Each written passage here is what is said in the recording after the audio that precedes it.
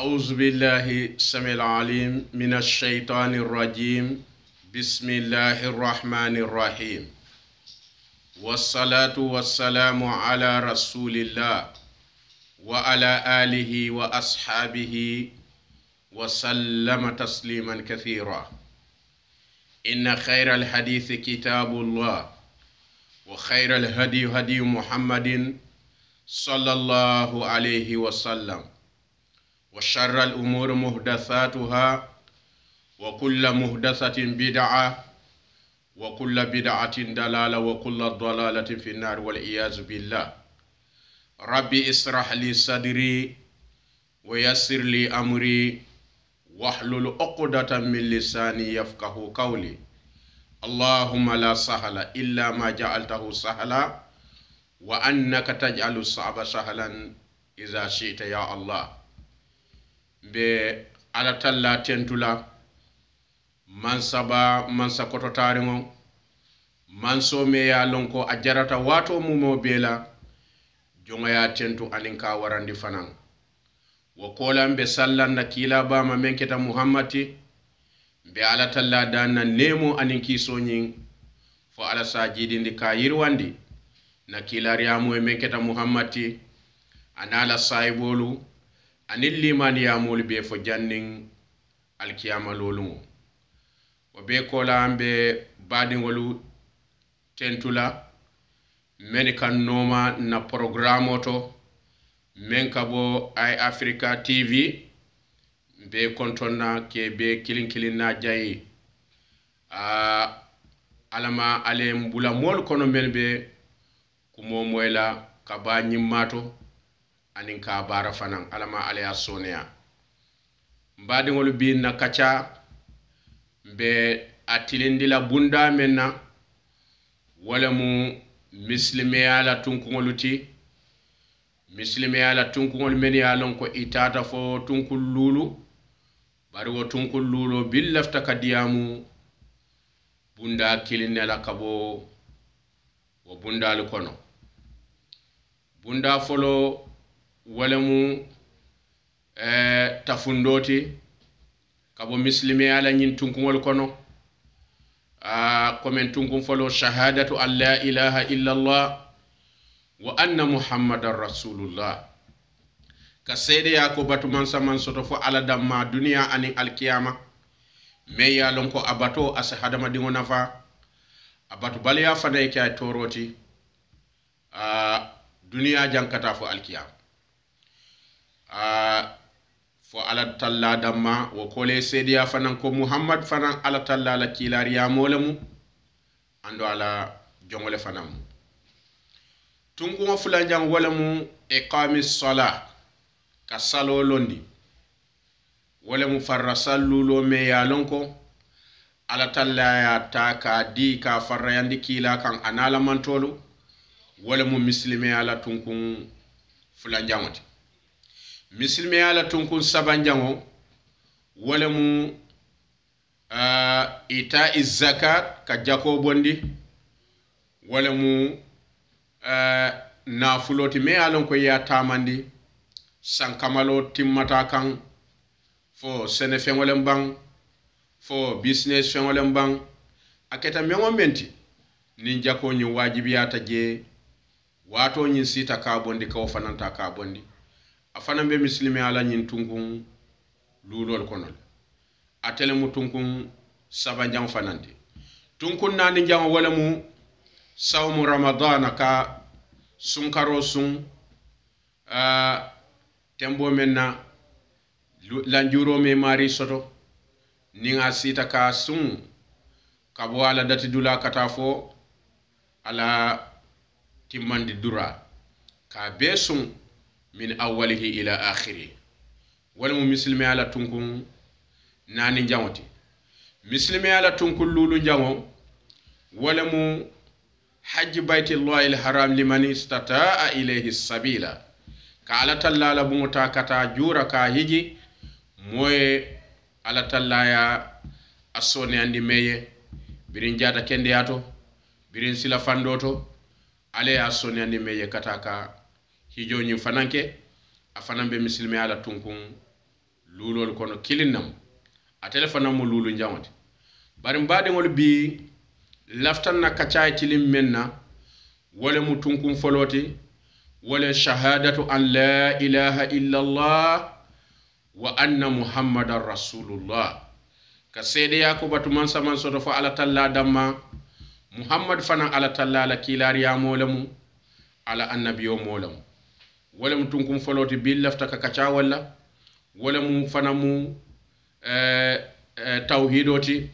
wala mu tafundoti tafundo me yalon ko hadamadingo mumo be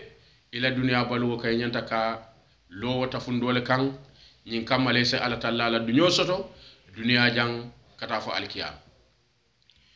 wo tunkungol fanan ye sarto le soto men tata fo sarti warawula sarto folon folo wala mu al ikhlas walen ka baro ta ka kalsandi ala talla damay ni be barala ye baro nyinke komen ibakela ala talla dammanne kama andunga telebe jola wo baro nyinna woketa baro barati muslimo ka ikhlaso ke baro to wo mu kuleti me alon ko akum mayata fo batole mbang me alon ko bato men be dendin ning kuma kamala wambam bato me alon ko be dendin nim baro lela bara kita me wo menti imari ikhlaso nyin tambindige me alon ka keta ka baro nyin kalsandi ala talla damay isaje mari ika men nyini je kabo barajo to ala talla so sika ka dila wo mu kuleti me alon ko akum mayata muslimo be nyanta kawolon anin ka sute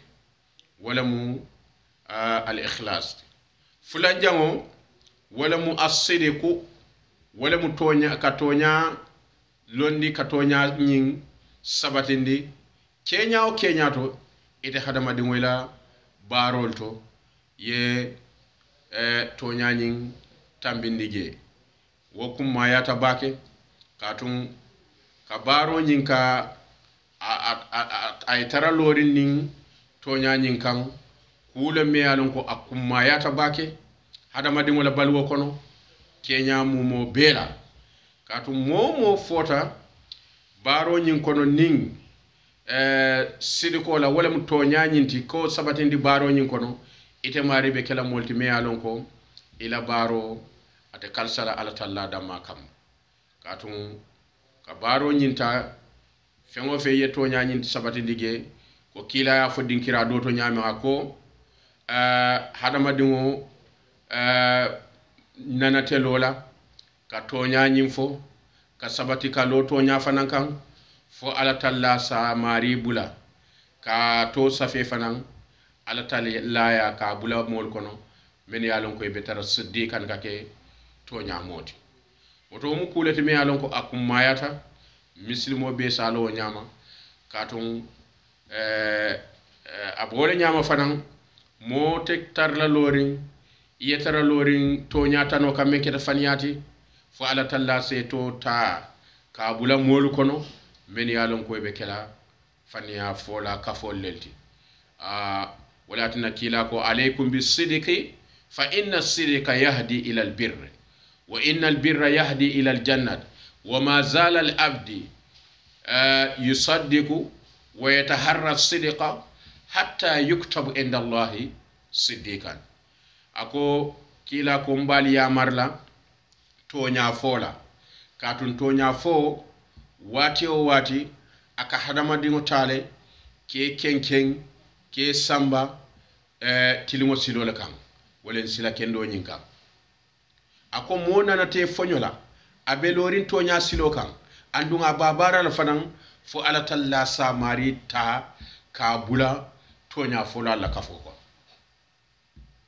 kila wasita nyawa bare anata fo wala nyama fana ko wa iyyakum wal kadhiba fa innal kadhiba yahdi ila al birri wa fa innal kadhiba yahdi ila al fujuri wa innal fujura yahdi ila an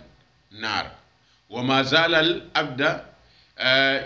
yukadhibu hatta yuktabu inda allahi kadhaban aw kama kala sallallahu alaihi wasallam ako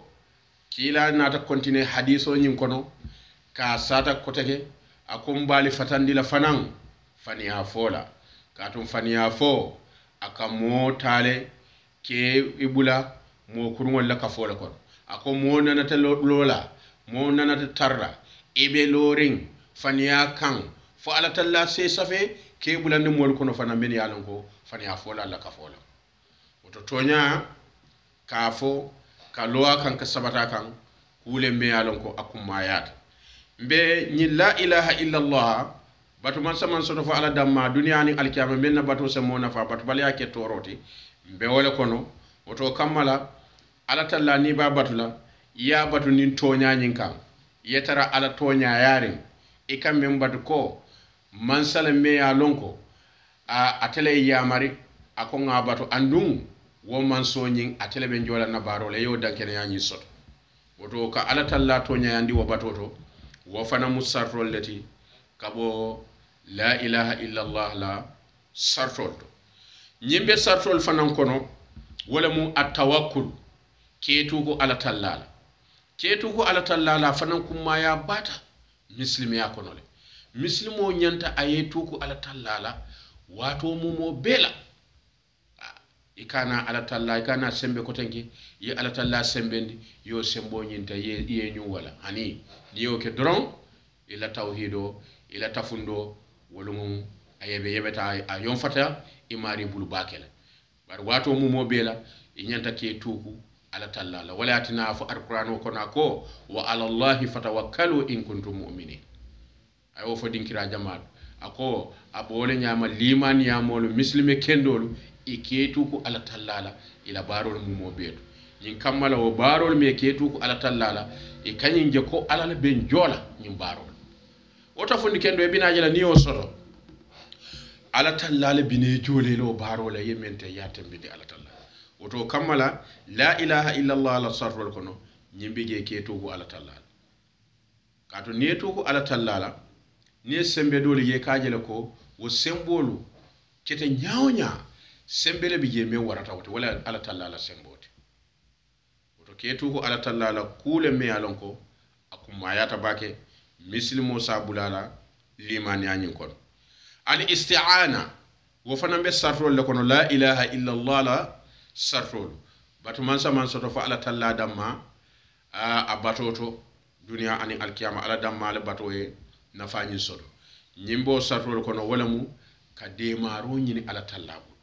misilimo wato mumo be i ñanta kela tafundo ñi sabatinde ka londi ala talla kan ko a tele bela barajo andunga tele bela bara kendo ñin mutale woto ketuku ala tallala anin ka demaro ñini ala tallabulu ila hajol mumo bela wo mu kuleti mi alon ko ila tafundo ko da kuma yata bake yo londi wato mumo bela wo isti'ana wo demaro ko ñini wo ñanta ñinna ala talla da malabul wala atana muslimo ni be salkan e kanyum fo ila salo ñin kono fatihatul kitab ihdina siratal mustaqim ihdina sirata al mustaqim wala mi sen kandandi kata silo kan me yalon ko sila tilindi ngolam woto ka demaro ñini ala tallabulu wonyanta kela wato mumo bella muslime kendo la karola walatina al isti'ana akum mayatale muslimo yela tafundo londi ate fananka comme ni ko fatihatul kitab wolem kitabo yereram bismillahir rahmanir rahim ka dati woto kata fo wala dalin ni ko bismillahi wala mu nganna karam tanga folo ala talla tola arrahmani wolem dunya maraman sotiyo wolem ala talla lam man soti mem marata dunya la dunya nemo wobe ala talla damanam arrahimi alkiyama nemo wobe ala talla la gol yo fay kamay la ka wala iyyaka na'budu wa iyyaka nasta'in mbete ala talla dammanne batula andum be demaro ñinnete ala talla dammanne woto misilimo mi yalon ka kofo e ka fo iyyaka na'budu wa iyyaka nasta'in sinya tan ani worowula tilo kon farra sallulo arkan tan ani worowula ibe ñu mumo be salla ibe ñu kuma kangol ñi be satal wo kola yena sembe ko tangol je yeñina ala tallala wo mu kasilati de ha iyyaka na'budu wa iyyaka nasta'in yela hidote ka iyyaka na'budu ite ala mbetele batula idamma ika wala fo ni be sal wa iyyaka nasta'inu ite mansom be de maro ñinnete ala tallala damala iko ihdina siratal mustaqim isen kandandi kata silo kan me yalon ka kala silatilinde wote siratal ladhina barake asake molla siloti an anta alayhim inemata menuma wala mu muslime kendol limaniya mo kendol men barata barakendola ibe salo ko ne ka ala talla dane pour ala sebulo wol kon siratal lazina an'amta alayhim bariko ghayril maghdubi akana ke molla silodi men yalon ko iji subote wol kama ite ala talla ji subota wol kamal wala mu jimalti wala mu al yahudoti wala dallin akana ke film wol fanan nasiloti wala nasara muslimo ni be salola afarra sallem bang anafil sallem bang afre masallem bang ajija duwa ñini sallem bang karole mutata wo salolem bang salwo salni atola muslimi adino kon sharion to e kay ko salolem wo fatihatul kitabi ko tambindile ko karanje to nibo salol ñinna e katara ala talla dan na ñinel woto say tembo men na demaro komen ko ñanta ñinna ala talla damale bulu la ilaha illallah la ñin sartol ñin kon woto muslimo ñanta ka ila tafundo e ñanta ko ta ko belondi ate ala talla damanne ali enaba ñin fana be sartol kono wala mu kefanta kefandi ala talla batolu to ni be bato kela yela bato ye fan kolon ye mumo bedi alala kayitandi ala talla ko ntemu ila jonda manneti ila jondin doronde mun tati andunte ite ala tallala man sodi fana meyalon ko iben jerin na barol mumo beto ye fan sey kata ala talla woto fana kumma yata bakele muslimo puriyolon ni la ilaha illallah ala sarrol ñu kon al istighatha wala mu ka demaro ñini ala talla bulu bare demar be mu ko nin kole yabe kering ye feññini ala talla bulu pour as kuto soni andiro ke ye deun kule soto ye dete kule soto ye bulu tayala ala talla e ñin kamala so kole ya ko ñim boy kan ko be muslimo la karobe ñame nin ataron be samale kono monto kono jija ñin neketa jiyo famata manna muslimol ke bulula ala talla ñin kamala ala la nemo jiyo asigine kafo walen al istighasa waman jara ñin ne mariyata yirba kariya wamba fendoya ko wala ñanta o kel hani o sembobe ala talla damal wala tina ko al istighasa walen kawo demaro o sembo ko ñini ala talla damakam ñin kamala wo bato ñin ala talla samu say muslimo me ya lon ko ila alabato ñin kono ila ñin tafundo ñin kono men keta la ilaha illallah anala ñin sartol katun kuma kam bala mu ñinti barantol muslimo lu nimba fola comme nen jambol kan abe fiari ñami bar kuma balam kila sallallahu alaihi wasallam ñin nata la hadith to me ya lon ko hadith sayari nam ala saybo do ko annabi Musa comme ako ala talla set fendi ala me alon ko batu fennemu afana mbelolo kanka ala talla batal ala kay ko afa la ilaha illa allah wala batu man sama so dafa ala talla damma aka bari la jongol mumo be kanyine fo ala kay ko san fata woro wulo anin banku fata woro wulo anin wa amiruhunna anin woliye men fudi ni yewol mumo bete yela pesar lan wala karadola la ilaha illa allah la yo fanante yo la karadola akolla malat alayhinna la ilaha illa allah aw kama qala sallallahu alaihi wasallam akoni la ilaha illa allah ke pesar lan bulu dola ye ñing kuma kando ke pesar lan bulu dola dunia na kono kono fengol sawani banko wona kono kono fengol ako la ilaha illa allah kuma kamole bugol pesala mune kammala asembola waro to la ilaha illa allah mo kuma balati kuma kambala mu ni muslimo ya fo nyanta ka alon ko kolle be dina kiringala men ya alon ko nita hadama dimo ya tamandi sondo mola ibe tawhido soto la je me alon ka be mafare me alon ka keta tafundode men be kamal limbala muslimiya atemu dinatin me ya lon ko kono to diaro dinolam muslimo nyanta ka nyo kono to dia wala atine kila ya fa sallallahu alaihi wasallam ako ad-dinu nasiha to kono to diaro mbe walela annun kila ya fo wamba alqur'ano ya fo aya jama ka itande ko kila man tolla fismante ya manto kote wolti wo manke ko kute fondinga manke nyinti ya ta'muruna bil ma'ruf wa tanhauna 'anil munkar kuntum khayra ummatin ukhrijat lin nas ta'muruna bil ma'ruf wa tanhauna 'anil munkar kila sallallahu alaihi wasallam ya nyine fa ko alfisiyata manto doluti dalila jima kama katun altol kanyo ya mari ku kendo lale alkanyo fatandi ku jawol to mu kuleti mi alon ko akumma yatal muslimo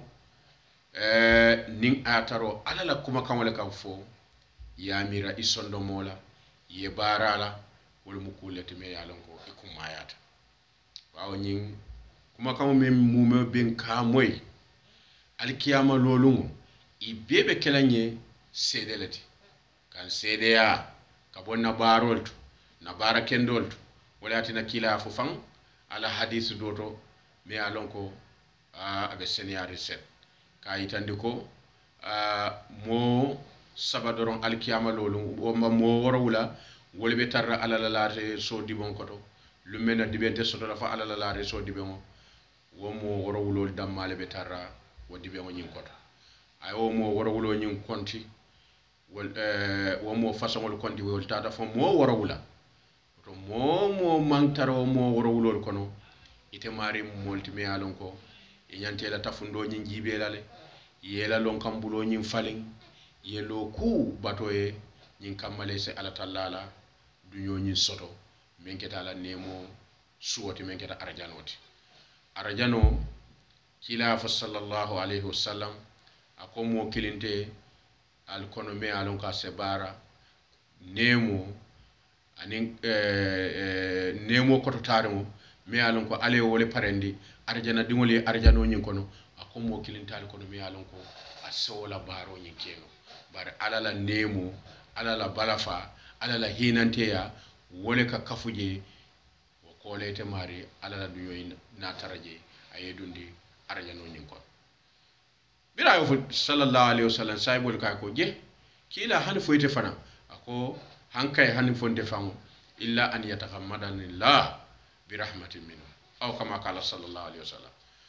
ako hankay haninde fango fonni alala nemo anala balafa alatan kan banna man jawti be kole alale kakana to ni la ilaha illa allah kuma kan balamu me alon ko mislimo ila balo ko ne nyanta ka kanta ay tare ibulu ila tafundo nyebetea katu ni hadama dingo famu jibe ko le yakul men yalon ko e bañato isiyata le tata fo woro wala bari wo woro wulol ko na ye konti akoy do mandi mu menti wala sayana la kolaya akoy wara mamu muneti wala mu sirat salo ka kuntu katu sirat salo nyin lonnali ay tandi e ko sirat salo nyin abetarra salo nyin abetarra jisri jahannama kole kan sa ni men parakasta je tebe jolon nale be kunno be ko yalal wala tebe tinyalale ila balwo man fengo fen nafa ye dun dimba kono wal iyazu billah ala ma muslimo be tankala wala wo jahannamo nyin me ya lonko a koleyata bake ala ko korda kolemba ni modun taje kayro tay fo ma sibo doro wala yatinna kila la nyin hadiso ninga tanga mira nin hakilola asebeti abake wala nyim mo wara wulo ko mo wara wulo mo folo wala mu jimati ako imamun adilun wala mu nyaton ko me yalon ko atilinta nyaton ko men tilinta ala nyaton kaya nyin koto tembo menna ala ya tele tambindi wo jamaani nyato ay wo jamaani nyaton kaya nin tilingole kan wo nyaton ko kabo banko marala nyaton ko la kata fo suutiyola kata hanfo muso fanan a kemala bun kono kata fo dinkira nin ataro telemu je maral lati ite fanan mu nyaton ko ako imamun adilu nyaton ka tilindo nyaton ko me yalon ko atilinta ala nyaton ka ya fanan aya sambanin tilingol nyina ako lumenna dibente soto la fo ala tallalo la reso dibon wo mari fanan be dunna ala tallala la reso nyin dibon min ko nonte alkiyama lolu kila ya fo sallallahu alaihi wasallam ko le ya ku jamal le be kala wo ko le ya ko lu nyimbol kono ka tilo nyi sutiyandi nan tilo e sutiyanan kungol la te jamfala kungol ndol be nga kala muta ko tilo lo nali ya suma tilo jamfata bake bankola wo kamala duniya la nafa karakil mo bebe dendi nin tilol amma mo kumbu bar alkiyama lolu ka tilo nyin ta ka sutiyandi kungol andin kungo tema sibira kilin ako momo betarra la baro hake wala fe lakin kila la nyin haditho wakan yina yitandi ko wokole yabe tarra keri nyawnya dibente sotola nyawnya wakandi kesawbe keri nyawnya doli be taranyala kila abe manko ako doli be tarre la tarajiyo bina fo ital kuloto isingoto isinkamot ako doli be tarala fo kumbal mote la tarajiyo bina fo kumbal mote ako doli be tarala ye tara ila tarajiyo selena fo itewoto kila ko dole be tarala ibe tarala ila tarajiyo bina fo isisi kumoto kila be dolta fala tembo men na bulo kyoda dal hadama dugo men tata itela taro wala la junubo aye kunum jikila tewo bi ye ko tese ite se kanano tembo men na dol bi ye wolte tarala fam kato muni atine te tarala ibe tarra dinkira to dame ya lonko dibente sotola fo ala tallalo rare so dibon ibe tarro dibon le koto woka fo woro wulo menga ye konti naman cewolti wol doron ne be tarro rare so dibon koto kila fa sallallahu alaihi wasallam ako folo imamun adilun nyaton katilindo nyaton kaya to nyato nyadiata bari nim ale mende mayla nyaton kaya nyin koto ya sambanin tilimola kayra musi fulan jamo وشاب نشأ في عبادة الله تعالى أنين فنين كيو ميا لونكو على فنين كيا أيابان كا كنتو نين على باتول فنين كيا كماتل أفنمو واتلت ميا لونكو أسطو منديا جمال كتا إبوكا فتا فنين كيا على يتا دول كتا يتا مي فنين كيا على يتا فوي كيبايا يتا فوي كوتو أبيبي على لانديرو لبولو wulatina o fondinke ya ko momme yala fondinke ya kuntu nin alabatola lummen na dibende sotola fo alala la reso dibem wo mari fanam bedu no la reso dibem konola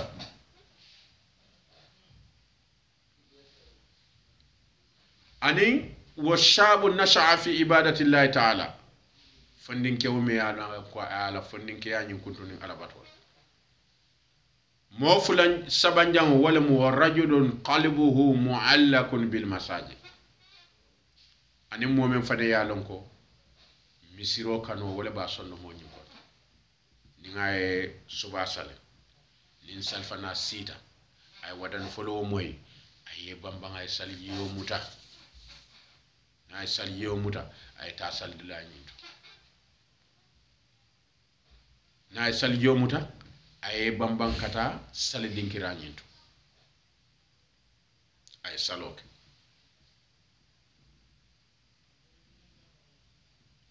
wala mu fondinkewo mi ya lonko misiro kano ba a sondomo ñin kono wala mu momi ya lonko ala ye misiro kano ñin dunga sondomo ñin kono nin salwato sita dron ay bambang ay saliyo ñin muta dron ay wadano moy dron ay bambang ka simfalta kata saldinkira ñin to ka sali mo nani jam wa rajulani tahaba fillahi wajtama alayhi wa tafarraqa alayhi mo fulo me ya lonko fanan ye ñokanu ala talla kamma ala kuwole ida mangol kafu ñoma ida mangol baluta fo ale be kilin kilinta lumen na dibente sotola fo ala talla la reso dibamo wo mari fanan ala talla ba tala ka dundi ala wala reso ñin dibamo ñin koto kato mune kammala ala sabaro ala talla e anin kadu wo mankutu kende tiyol kon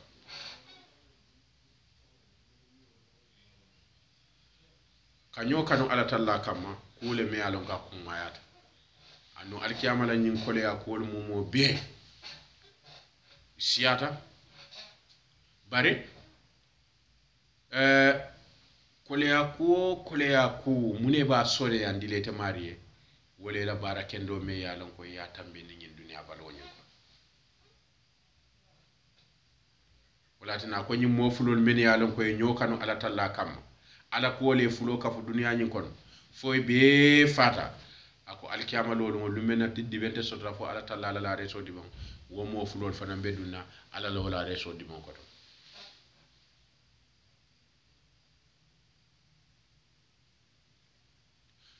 mo lulu njamo wala mu mojimati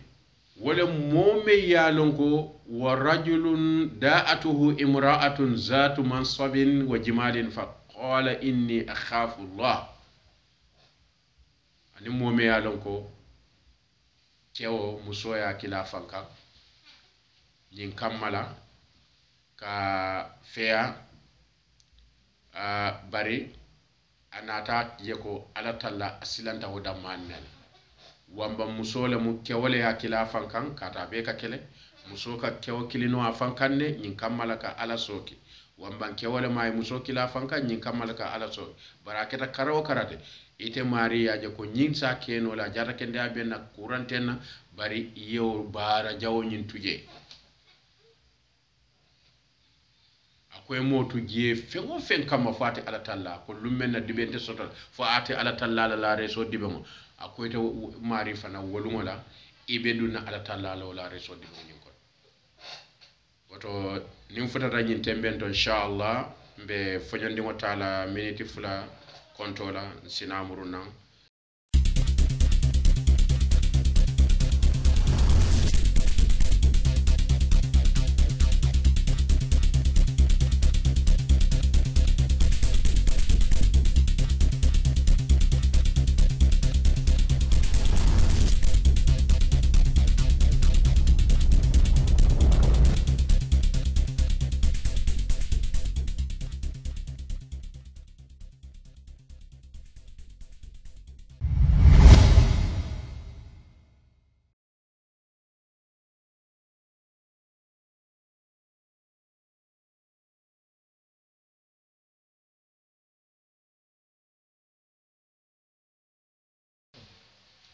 yo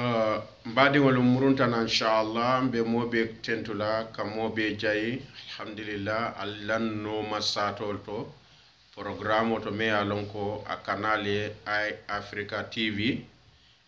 mbal be kilin kilin na tentula kali jayi alla ñiŋ lamoy ku ñimma kaŋ inchallah mbe bunda mento wolen hani kabi tafundo abe hadamadiŋo nafala ñaadile birin duniya baluwo kono jang kata fo alkiyama loruŋo baluwo ñiŋ kono ŋa kilala hadisi basika me alon ko kaca ñiŋ lota wole to wole keta hadiso ti me alon ko kamuta abi hurairata ma alama ala talla dunya lama ako sab'atun yuzilluhumullahu fi zillihi yawma la zilla illa zilluh imamun adilun wa shabun nasha'a fi ibadati llahi ta'ala wa rajulun qalbuhu mu'allakun bil masajidi wa rajulani tahabba fillahi wa ijtama alayhi wa tafarraqa alayhi wa rajulun da'atuhu imra'atun zatu mansabin wa jimalin faqala inni akhafu Allah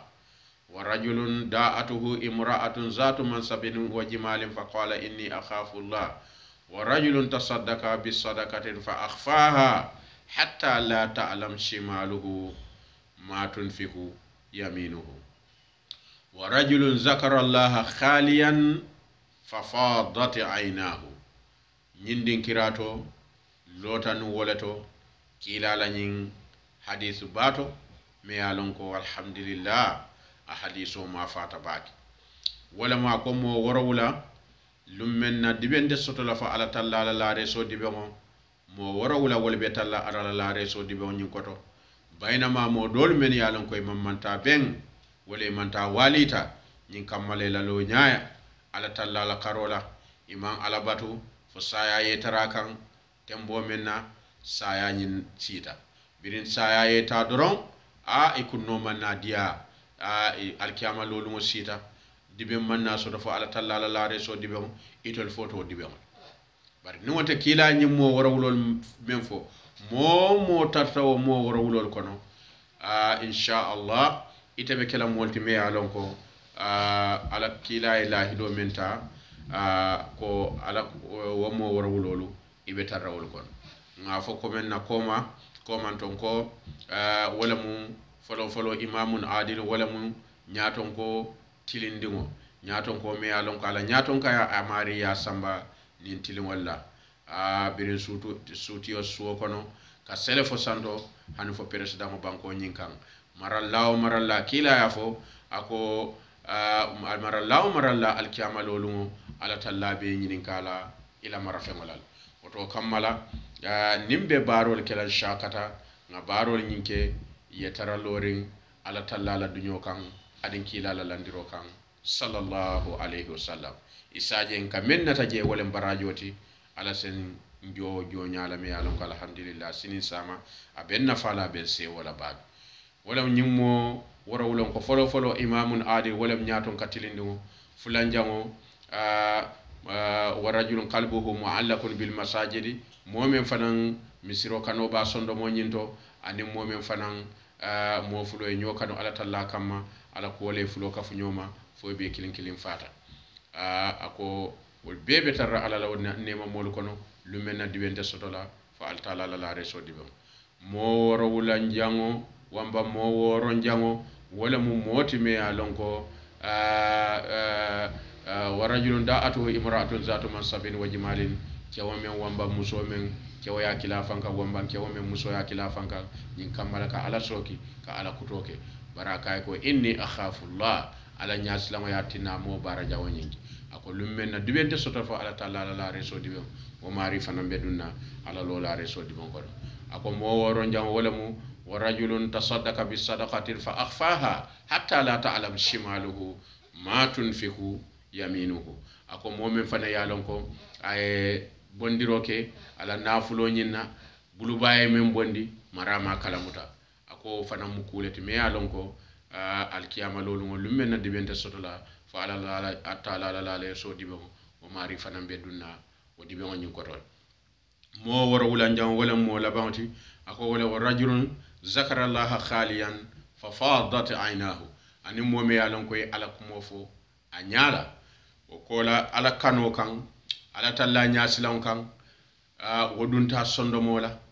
fo a nyafata jiyola nyaajiyo nyimbotala femmo sabu fo ala talla doron ala talla nyaasilan ako lummen na dibende soto la fo ala talla la reso dibon o mari fana bedunna wala reso dibon nyin kodo ba nama jawdi nyimmo warawlo kila yafo ako lummen na dibende soto fo ala talla la reso dibon nyimmo warawlo lebe dunna o kodo mem mantaro mo warawlo kono itete dunna o kodo woto momo mandugo kono kiilayewol fananda mankuto fo iɓe tarra alhaaro men to ako dol momo ɓe tarra la baaro hakkewole fe ako dol ɓe tarra la tara jiyo bina foye i dabato to wole talkulo to dol ɓe tarra la foye la tara jiyo na i kumbalŋo to dol la tara jiyo bina foye tew to dol la tara jiyo bina foye batakuŋo to dol la tara jiyo bina foye sisikuŋo to dol ta bira ba fola dala codi mome ya lon ko itata foye la junubo nin kun aye kunun ne asakole ya bakete mari ye kanano woto alama ale ya soneya alama ale mbula mol kono men ya lon ko be kumo moy la kabani mato ya bara fana mbadi wala nyina mu muslimi ala tunkum foloti insha Allah men keta shahadatu an la ilaha illa Allah wa anna muhammadan rasulullah walen ka sede ya ko batu man saman soto fo ala talla damma muhammadu mu alala kilalati alhamdulillah lafta wala fanandula domanding bitum bita bunda fulan jamoto muslimi ala tunkumoto wala mu iqami sala wala mu ka salota ka londi muslimi ya dino abelori wala kan komen tawhido nyin kola men kela tafundo nyin kola ay men sujala wala mu salo nyin ka londi salo londo kummata bake wala tinna kila ko altala ya fu qur'ano kono ako inna salata kanat ala almu'minina kitaban mawquta ako salo mu fendete me alon ko ala ya taale ka ke farrati ka ke wajibiti limani ya molu kunna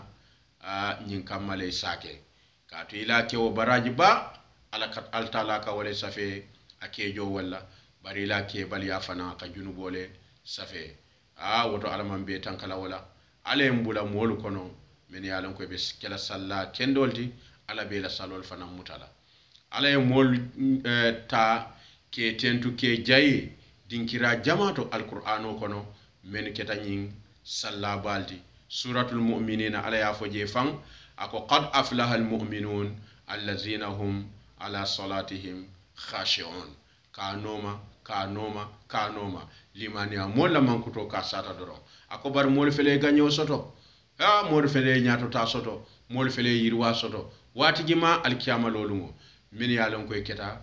limani amolti ibe dunna alala nyin nema ba kono ibe dunna alala nyin kayra ba kono nemo be jurumale kan juruma nyala mi ya lon ko adiyata te ala talla nyame wala molti mojimalti wala molti min ya lon koy keta nyin salla kendol woto salo betiyata alama ale mbula sallal kono wala tina dinkira dota nata jako mol men yalan koy manki sallalti alkiyama lolungo ilo salbali ya nyin kan salo nyin abinale kace kunna kuti me yalan ko akawa ko yata bake ilo salbali ya nyin sa sabu alkiyama lolungo ni nyininka ma salakakum fi sakara qalu lam nakun minal musallin munal tol singin dimbañum kono tembo men ne nim modol baluta alkiyama duniya kono ye ñolong ika meje ñin korda do to men keta ne mo korda ikoy ko ma salakakum fi sakara munal si dimba kono qalu lam nakun minal musallin ila jabir folo wala muy kontol mantar sallal kono ye mella kon ye mella o kumo kan walam nakun nut'imul miskini comme man tara miskinol fanan domorindilal kon bari ya folo men na wala mu ntolbe salbalol la kon woto salbal ya jawyata wala yatinna muslimiya la tunkun lulolu birin tafundo botaje sede ya kalmo botaje ay men nakala wala mu iqamis sala wala ka salolondi yalla ma fo nga salo ke bara ko nyele nga londe ko ka londe wo kole atalde wala mu salwato liye lulle sot farra salo mu lulle ni ko suba farra salo datawal fani kew yedun tili do kon yena salfana sot yena aransaro sot yena fitiro sot yena safo sot salwati lul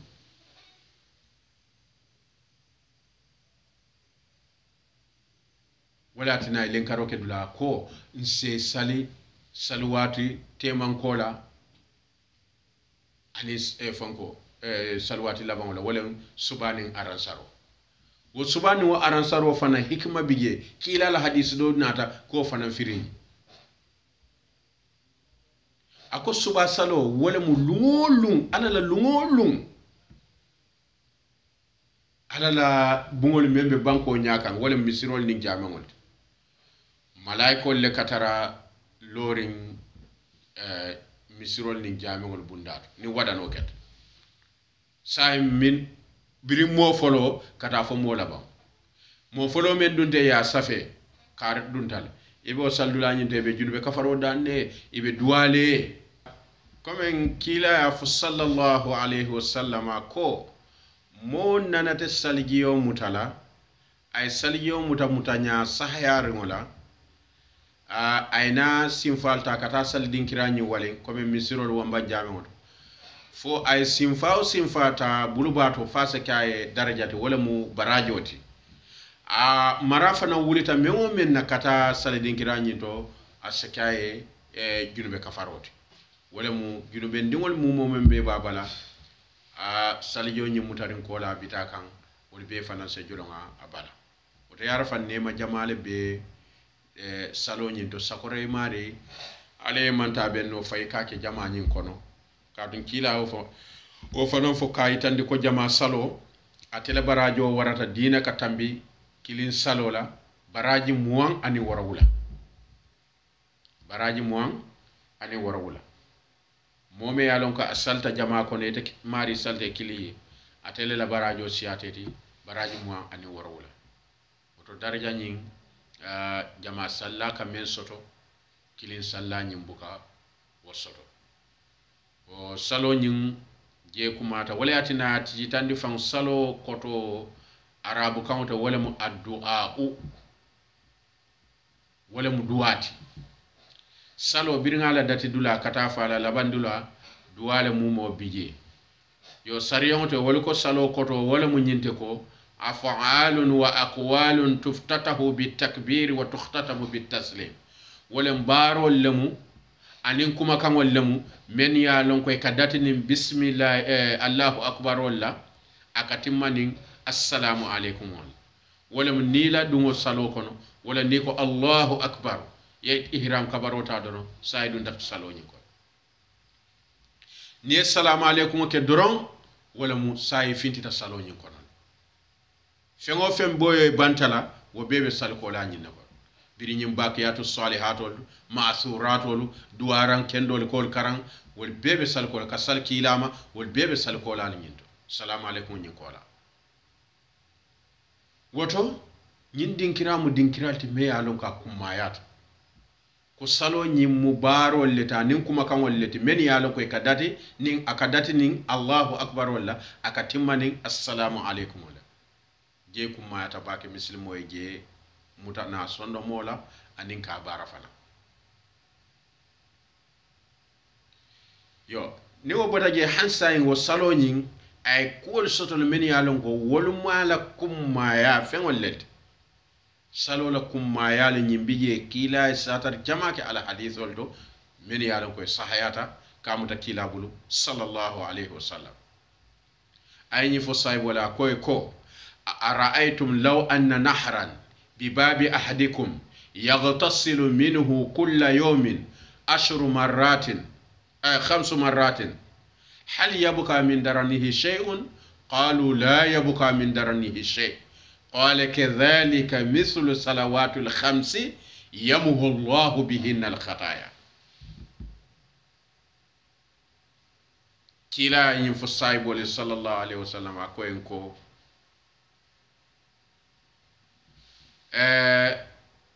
salwato men keta farra salluloti ayo misalin saybola koy ko fale nyin lonne bang altol saybola al do kilin ning ayatara no misalin fe dalobe lori nga mari la bunda dala ila bungo fele dalo fela e bantal sinfa dante e futo dalo ako mari wa dalo nyin amari ke ku wa dalo to tilo kono signalu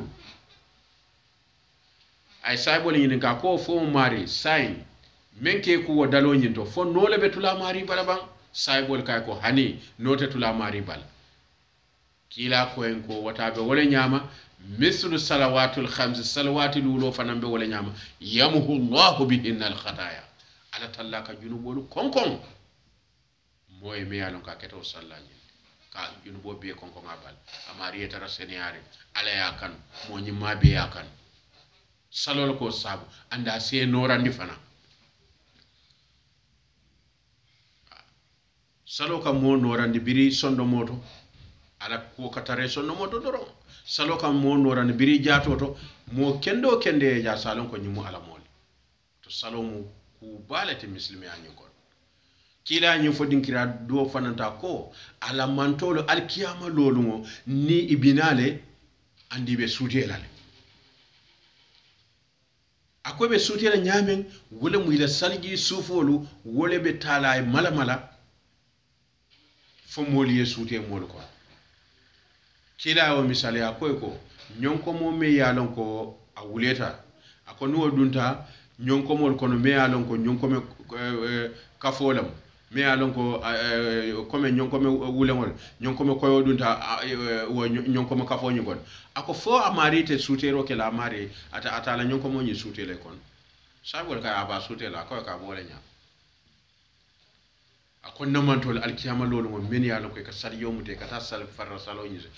alkiyama lolu mo binale lo salgi sufolo abe tarramara marala alhalo nyi nya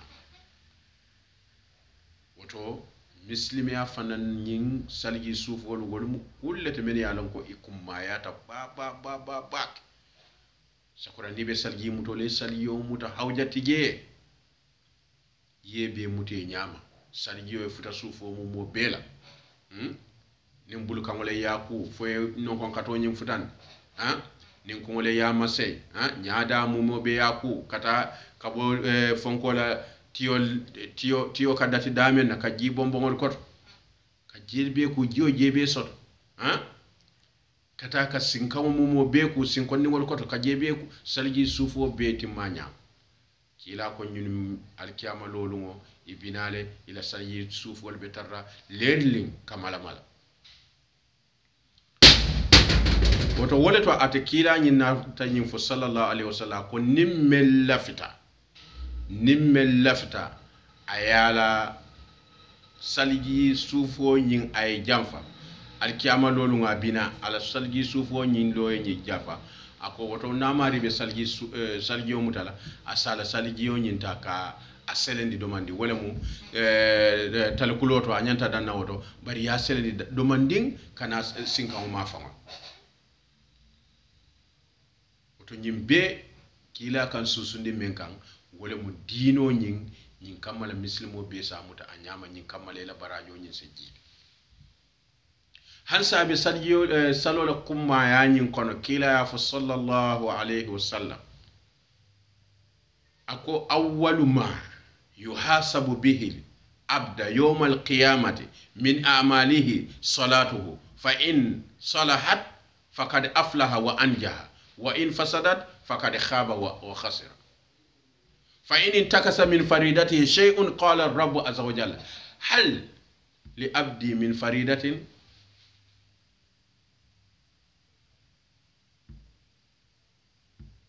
أو كما قال صلى الله عليه وسلم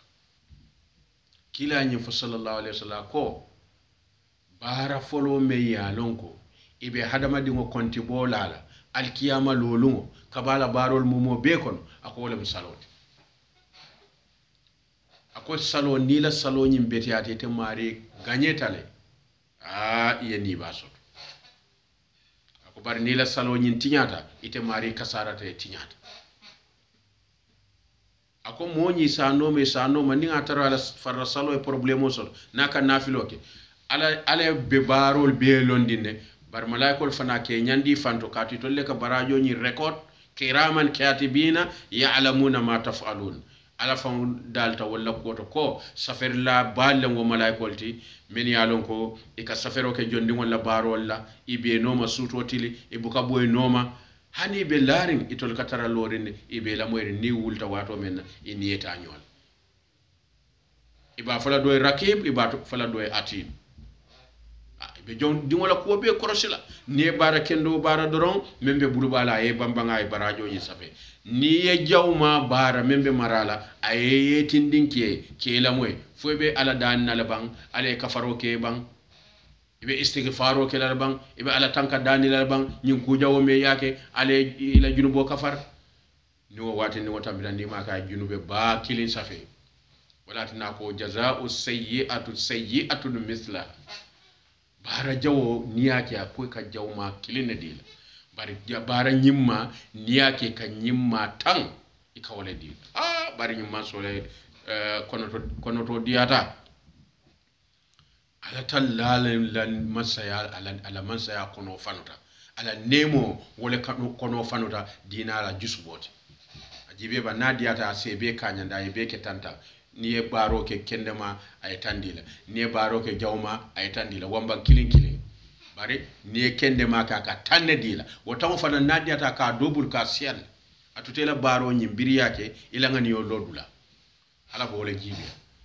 ni la nga niyo betiata kalsata ko nga kacadati menna yake ikhlaso yake ala talla damman kama ala selo barota aya kodo tandi ka yirwandiye ilo ngani kalso nyin kan ka ke ila adaafin kathira kata dobol wala nin tannamu ake taworo wulati ake keme woro wulati ake wuli woro wulati aka la fala diata te ala talla nyam woto ala mum man so menti ala balafa wala kono fanuta dina la jusuboti wala tina fo dinkira do ta ko ala manke molu jarabilati ka molu yankankate o man tara yari ala bar mol fo lebe ifanto nyendirli doro woto ala ma ale asoni ala ma ale londi sila kendo kan sila nyimma kan saya en tara dankene ya kendo nyinka kila ko nyimmo men alkiyama lolu nga binaten iba nyinin kala bara folo men na kabala bara nyimal ko kila ko wolem salodi ko ni la salo betiata ite mari gagné tale ni bason ba ni la salo tiñata ako ite mari kasara tale bonat ako ni la baro ila barajo saloto a jitale isenyinin karo ke ala senyinin karo ke malaiko lanko nanyu jongo dum faka nafilo ke la ban atar ala ya belo ay ko belo fi man jaka sabu par malaiko fana ke incroy ke londindi fanda ke ifana kaje ko komen ibe do ko men na arabe bori nga kalamal ase nyinin ka fonda nyin jongo aka nafilo ke la ban ako natara kita ma amari kita nafilati isalo nafilol kafun nyoma foye barajo farra salola valu barajo nyinsi alama ale asone ale mbula salla kendol ko woto farra sallulo fana mu fenneti me alon ko akumma yata bake aka hadama dingo seneyandi biringa sondo moto kalimaniya fanda sondo mo nyin kono ka ala nyasi la ngodunga asondo mo nyin kono wala yatina ko inna salata tanha anil fahsha'i wal munkar ako salo ka hadama dingo fatandi bara jaw kewala la ku nyawndin kewala anin ku kondi ku kurun kewala kila fo dinkira dor ñumu alquran ayo bar kira fo dinka ko man lam tanhahu salatuhu anil fahsha'i wal munkar falaysa min falam yazid fi llahi illa bu'dan aw kama qala sallallahu alaihi wasallam momi alon ko ala barajo ala salo wo ma fatandino ku nyawndin kewala ala salo wo ma farandino ku kurun kewala ako mari salo kam mol suti andi ala la de bari wo salo ka ta jamfandi kuke ala tallala wo jakalo warta salo nyanta ke silalti me alon ko ke detendi ala la ke nyor ala ka yefuta ala bar salo sa akete mari tala ke jamfandi ala tallala wo mu kuleti me alon ko wo jakalo warta ba salo fenne mati me alon ko nyontamola salla kendo me alon ka sale ala talla ya ala barajo nyin salo barajo fango damman o warata ala talla damma ya walatina ala ko alkiyama ba abe barol be kende malu abadati la men wala salawat awwal ma yuhasabu bihi al-abda yawm al-qiyamati min a'malihi salatuhu fa in salahat faqad aflaha wa anjaha wa in fasadat faqad khaba wa khasira fa in intaqasa min faridatihi shay qala ar-rabb azza wa jalla unzuru hal li abdi min tatawwu'in fayukammalu minha man taqasa min al-farida thumma yakuna sa'ira a'malihi ala hadha kila sallallahu alayhi wa sallam ay ñine fo ala ñi hadisi bato ka muta abi hurairata ma alama ala dunya lama ko